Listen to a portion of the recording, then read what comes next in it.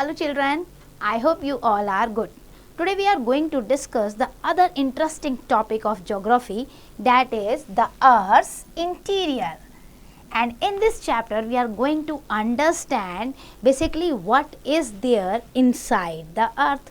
So let's start the chapter with a wonderful example. Earth is like an onion.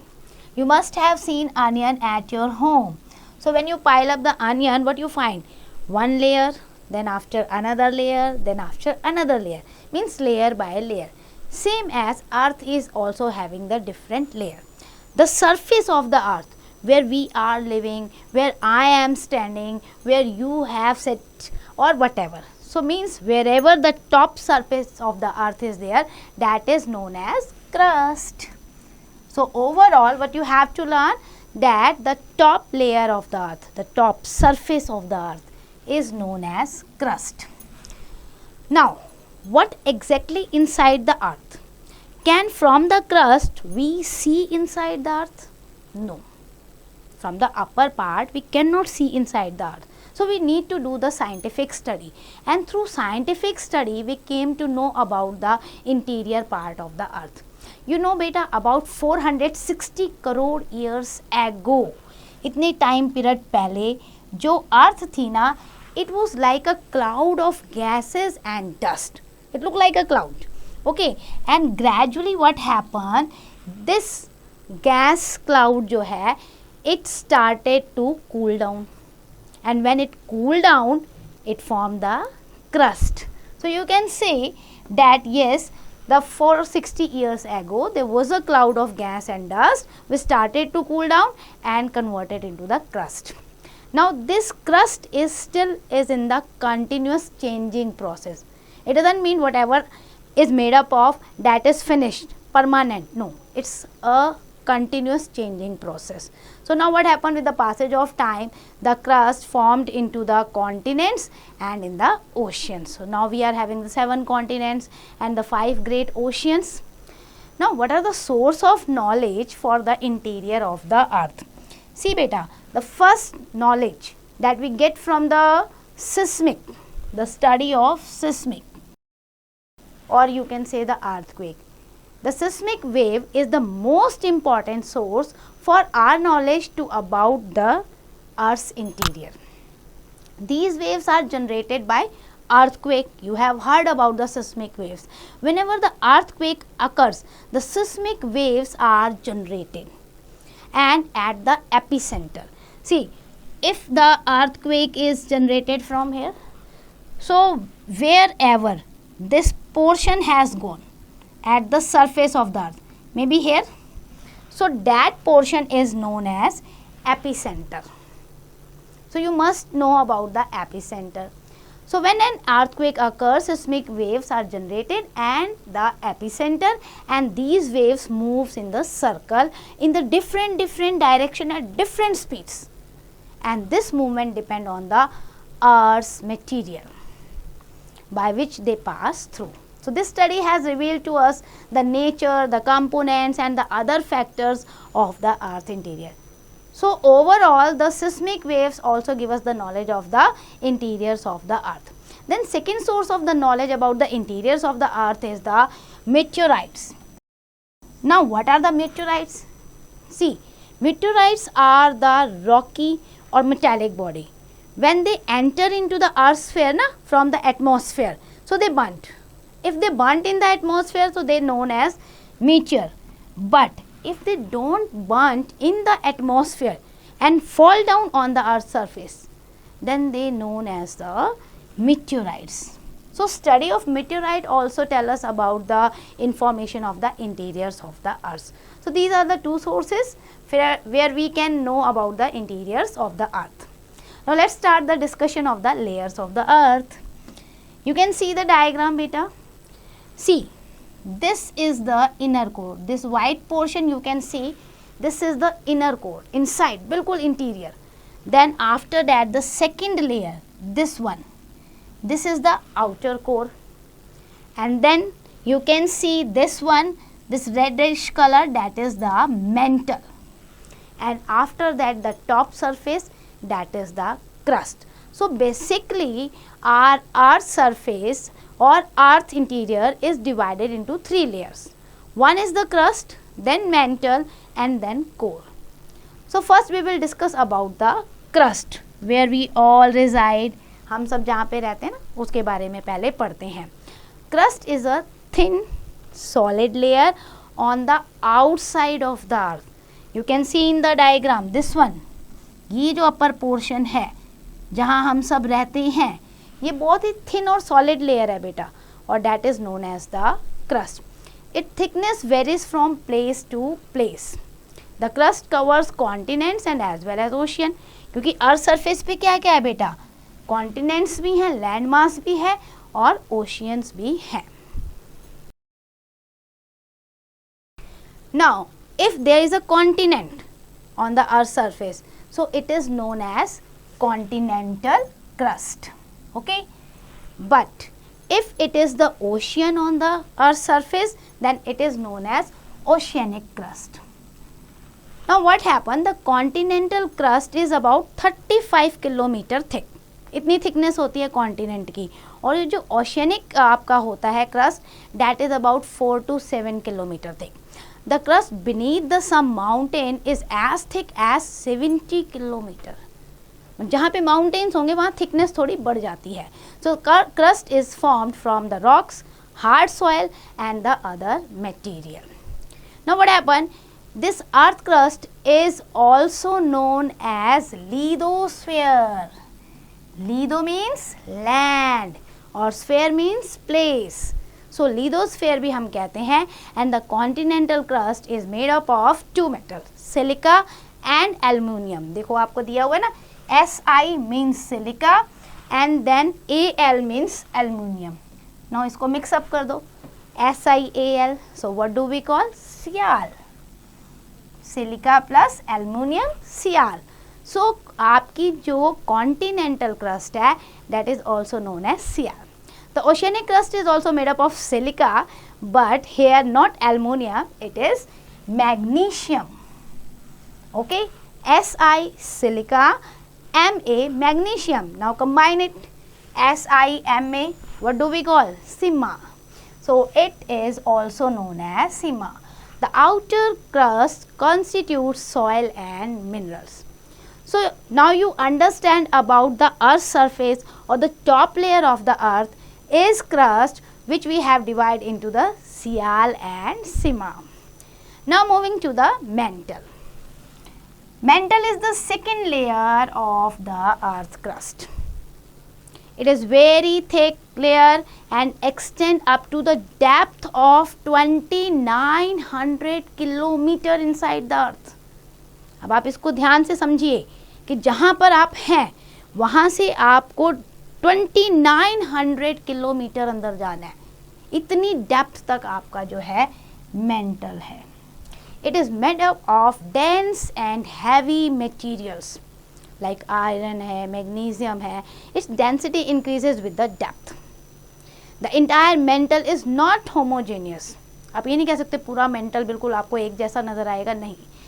And it also varies from one place to another, one depth to the another. Thickness भी इसकी जो है varies करती है. Its average temperature varies between 900 centigrade to the 2000 centigrade. आप देखो inside the earth कितना ज़्यादा टेम्परेचर है सेकेंड लेयर में ही, 900 to 2000 सेंटीग्रेड टेम्परेचर है. अब हम मेंटल से जाते हैं थर्ड लेयर पे, that is the core. Core we can say the innermost layer inside the earth. सबसे अंदर की जो लेयर है ना वो कोर होती है. Its radius is about 3470 kilometre. इतना तो रेडियस है इसका. And it can be divided into 2 parts, outer core and inner core. Inner core जो होती है बेटा हॉटर होती है क्योंकि वो अंदर है.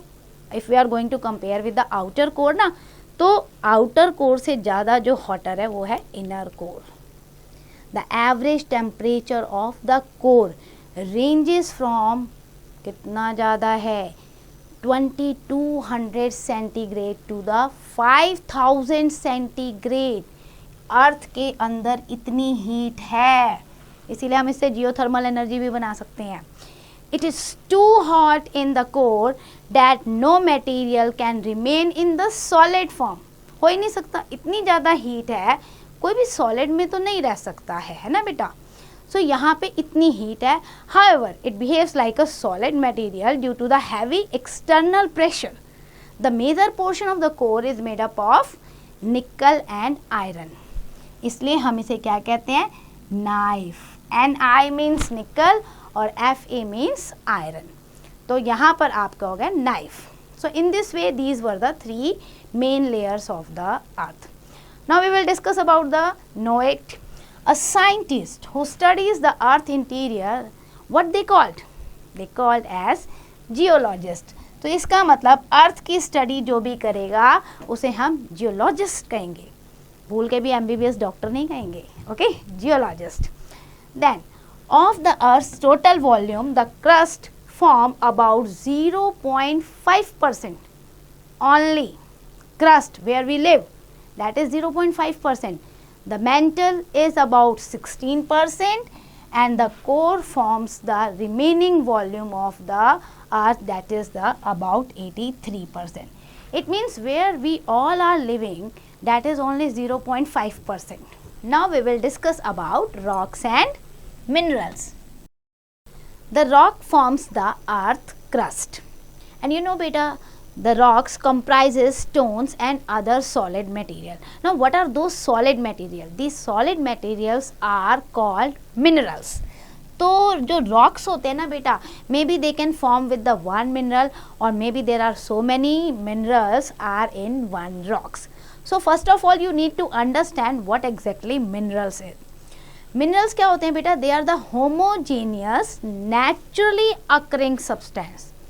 मैन मेड नहीं होते ये नेचुरली अकरिंग सब्सटेंस होते हैं which are having their own definable internal structure. उनका अपना ही इंटरनल स्ट्रक्चर होता है और आप ये कह सकते हो अदर वर्ड में mineral is a natural chemical. So minerals are mixed up with the particles that form the rocks. Most of the minerals have the crystalline structure. अगर आप देखोगे ना उनका स्ट्रक्चर आपको क्रिस्टल की तरह नजर आएगा. So the common salt which we use, that is also a mineral. और आपको पता है our life is dependent on one or another minerals. Whether it's the small safety pin, that is also a mineral. Whether it's the toothpaste, toothpaste is also a kind of mineral. Talcum powder, it's a kind of mineral. Ship, mineral. तो कहने का मतलब ये है in our life we are using one और another type of minerals. So minerals are indispensable part of our life, most important होते हैं. So mineral are having the different characteristics also. हम उन्हें कैसे पहचानते हैं? By their lustre, by their colour, by their texture, hardness etcetera. इससे हम उन्हें कैटेगराइज करते हैं. Their properties depend upon the nature of the material that form it. So mineral of different kinds are found in the rocks such as salt, gold, silver, copper, iron, quartz, diamond and other minerals. They are found. Okay, diamond is the hardest mineral. ये आपको पता होना चाहिए. सबसे hardest जो mineral होता है that is diamond. And there are thousands of different kinds of minerals. But most of the rocks are formed by the few minerals only. The minerals of silicate class from the largest group. अगर आप देखोगे ना सिलिकेस class जो है उससे बहुत बड़े groups बनते हैं. तो अगर हम कुछ रॉक्स की बात करें ना तो हमें पता चलेगा कि हाँ भाई इस रॉक्स में कौन सा मिनरल पाया जाता है. और मिनरल को भी बेटा हम ना क्लासीफाई करते हैं मेटेलिक और नॉन मेटेलिक मिनरल में. तो दो कैटेगरी होती हैं, मेटेलिक और नॉन मेटेलिक मिनरल में. सबसे पहले बात करते हैं हम metallic mineral. Metallic mineral is a source of metal. नाम ही बता रहा है कि इसमें मेटल मिलता है. A metal can be beaten and pressed into the wires और the thin sheets also like iron है, गोल्ड है, silver, lead, copper, zinc etcetera. आप इनको कितना भी ऐसे ऐसे करके ना बिल्कुल प्रेस करके पीट के पतला कर सकते हो, वायर में कन्वर्ट कर सकते हो, थिन शीट्स में कन्वर्ट कर सकते हो. और नॉन मेटेलिक मिनरल क्या होते हैं? That can be such mineral like clay हो गया आपका, सल्फर हो गया, कोल हो गया, पेट्रोलियम हो गया, सॉल्ट हो गया. इनमें मेटल नहीं है लेकिन they are very precious non metallic minerals. It fragments when they broken. Now there can be several mineral mixed together in a rock. तो जब हम रॉक फॉर्मेशन की बात करते हैं ना बेटा, तो उसमें बहुत सारे मिनरल्स भी हो सकते हैं और पर्टिकुलर एक मिनरल से भी रॉक बन सकता है. अब मिनरल को एक्सट्रैक्ट करने के लिए हमें जो है माइनिंग करनी पड़ती है. बहुत लॉन्ग प्रोसेस होता है, वो प्रोसेस फॉलो किया जाता है, एक्सट्रैक्शन होती है. फिर अर्थ सरफेस के अंदर से जो है मिनरल्स को निकालते हैं. It is very expensive process to separate these chemical substance depending on the properties. Different rocks are use for different purposes. For example salt is use for food, marble is use for construction. तो rock से भी अगर आप mineral निकाल रहे हो तो बहुत मुश्किल है, और होता क्या है, बहुत एक्सपेंसिव प्रोसेस भी होता है और लॉन्ग प्रोसेस भी होता है. अब बात करते हैं हम टाइप्स ऑफ रॉक्स की. टाइप्स ऑफ रॉक्स की बात करें तो मेनली 3 टाइप्स ऑफ रॉक्स हम डिस्कस करते हैं. That is igneous, after that sedimentary and then metamorphic. और यही आपकी रॉक साइकिल भी बनाते हैं. तो सबसे पहले हम डिस्कस करते हैं इग्नियस रॉक्स के बारे में. You can C in the picture that is lava and this type of stone, this is an igneous rock. Igneous का मतलब क्या है बेटा? कमिंग आउट ऑफ फायर, जो आग से निकल रहा है. You know that everything is in molten state inside the अर्थ. हमने डिस्कस किया था टेम्परेचर इतना ज़्यादा है कि हर चीज़ वहाँ पे मोल्टन है, सॉलिडिफाई में नहीं है. This is very hot material that is known as magma. जो अर्थ के अंदर सबसे हॉट मटेरियल होता है ना, उसे हम मैग्मा कहते हैं. Whenever there is a fissure in the earth surface, this magma flows out. जैसा ही शेकिंग होगा ना, तो मैग्मा क्या करेगा? फ्लो आउट होना शुरू हो जाएगा. It happens when a volcano erupt.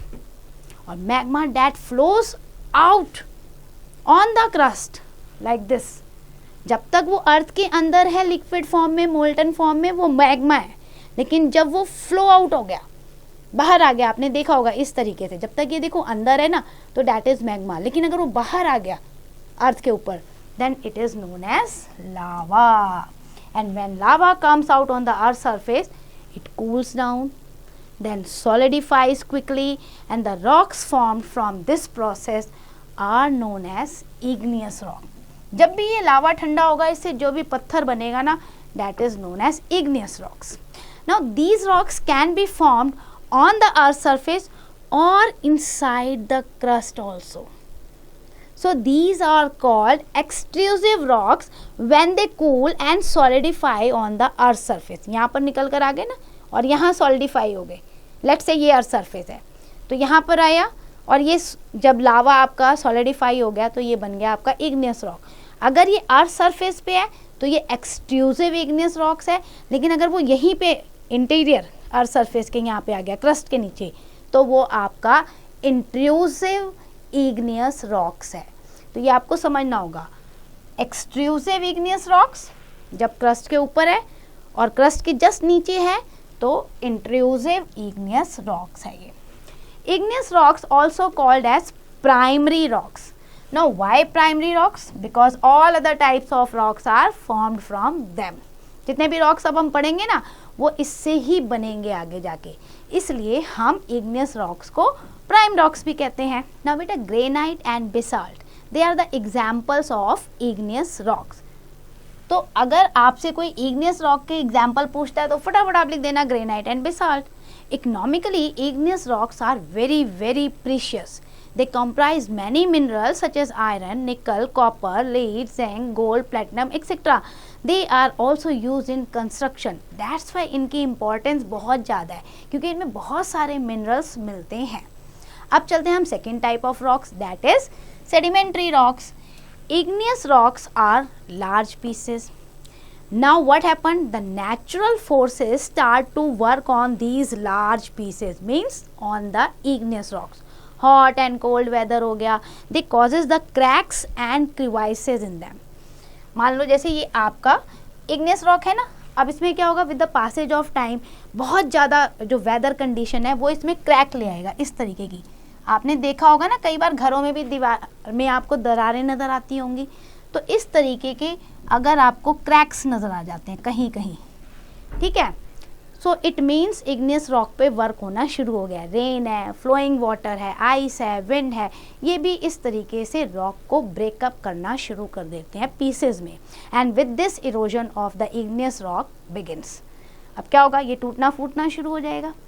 And these particle gets deposit at a new place in the layer form. अब ये लेयर फॉर्म में होंगे तो आपको ऐसे नजर आएंगे, बेड एंड लेयर फॉर्म में, पूरा हॉरिजॉन्टल स्ट्राटा। आप देख सकते हो इस तरीके से, ये लाइनें दिख रही हैं आपको, इस तरीके की लाइंस आप देखो। अगर आप देखो ये हॉरिजॉन्टल स्ट्राटा है। Okay, so these horizontal strata और बेड और layer forms are the sedimentary rocks. तो सेडिमेंट्री रॉक्स को आप इजीली पहचान सकते हो बेटा।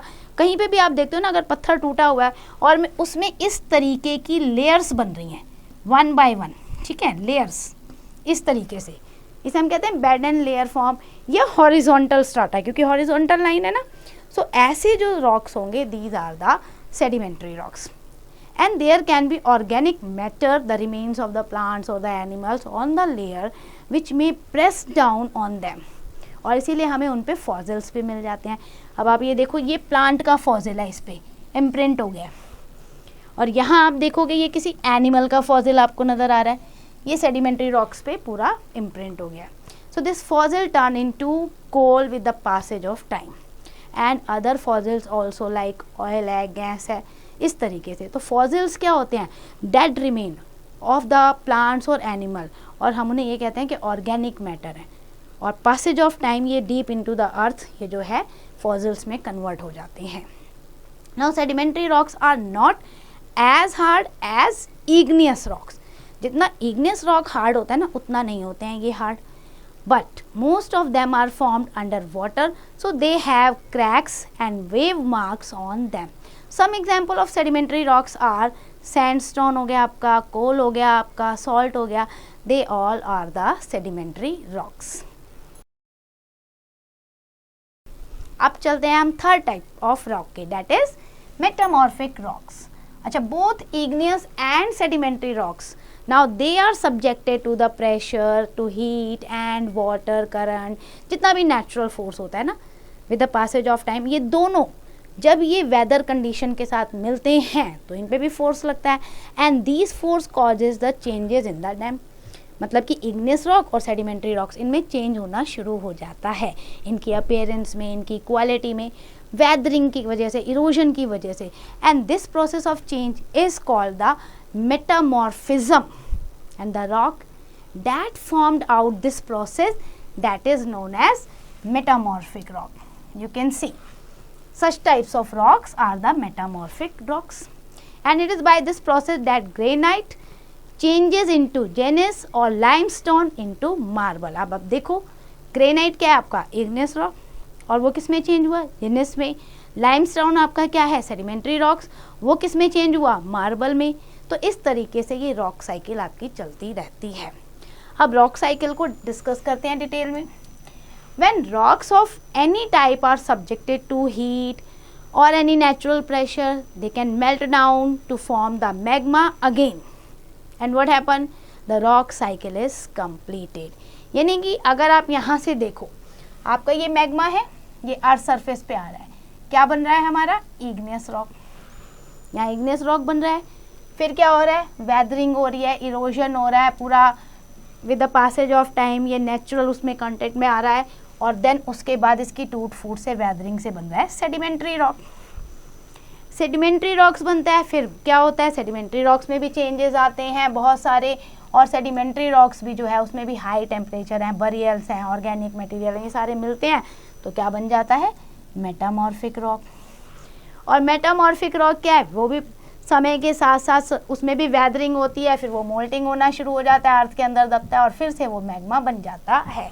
So in this way the rock cycle has been completed. Now we will discuss the important facts of the chapter. We have studied that earth is formed of several concentric layers. Then we have discussed our knowledge about the earth's interior is based on the study of seismic waves and meteors. Then we have discussed the three layers of the earth are crust, mantle and core. And after that we have discussed the rock is formed of different minerals. Then minerals can be metallic and as well as non-metallic. The molten magma comes out through volcanoes, cool down to form the igneous rocks, and then sedimentary rocks are formed from igneous rocks, and metamorphic rocks are formed from sedimentary rocks. Rock cycle is a continuous cycle in which rock transformation from one type to another. igneous से आपका sedimentary, sedimentary से metamorphic, metamorphic से फिर igneous rock, and this is the complete rock cycle. So that's end for the chapter. I hope you understand each and every topic. Please do the exercise carefully.